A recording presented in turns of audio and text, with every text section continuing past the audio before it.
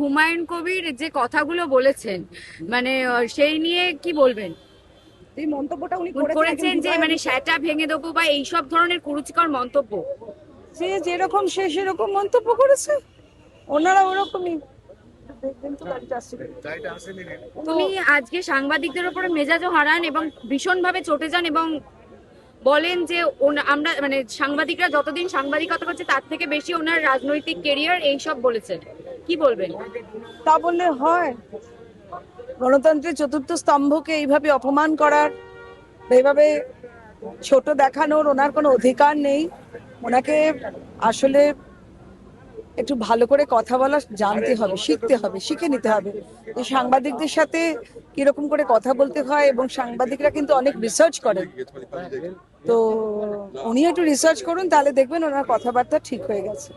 উনি উনি তো পালিয়ে গেলেন আজকে হুমায়ুন বিধানসভা। কবির বললেন যে উনি তো পালিয়ে গেলেন আজকে বিধানসভায় এসেছিলেন, উনি পালিয়ে গেলেন, চলে গেলেন। উনি বললেন যে আজকে যে ওনাকে বিজেপি ওনার মুখ বন্ধ করে দিচ্ছেন, উনি কি বিজেপিকে রসগোল্লা খাওয়াবেন বলে আবার হুমকি দিলেন। কি বলবেন? ও যেরকম সেরকম, ও তো এরকমই। ওকে এর থেকে বেশি ও যেরকম ও সেরকমই কথা বলছে। ও এর থেকে বেশি আমরাও কিছু আশা করি না ওনার কাছ থেকে। আর উনি আজকে পালিয়ে গেলেন বিধানসভা থেকে। ওনার যদি সৎ সাহস থাকতো, ওনার যদি সাহস থাকতো, উনি বসে শুনতেন।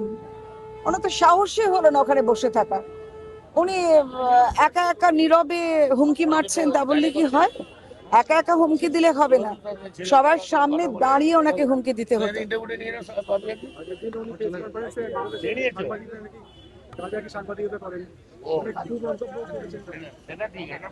সাংবাদিকদের যদি অপমান করে তোমরাও সেরকম করে ব্যবস্থা নাও, কিন্তু সাংবাদিকদের কোন রকম অপমান করার বা কোন রকম হীনমন্যতায় ফেলা কারোর কোনো অধিকার নেই। আরো ভালো ভালো খবর দেখতে সাবস্ক্রাইব করুন বাংলা হান্টের ইউটিউব চ্যানেল। বাংলা হান্টের আরো খবর দেখতে নজর রাখুন। বাংলা খবর মানেই বাংলা হান্ট।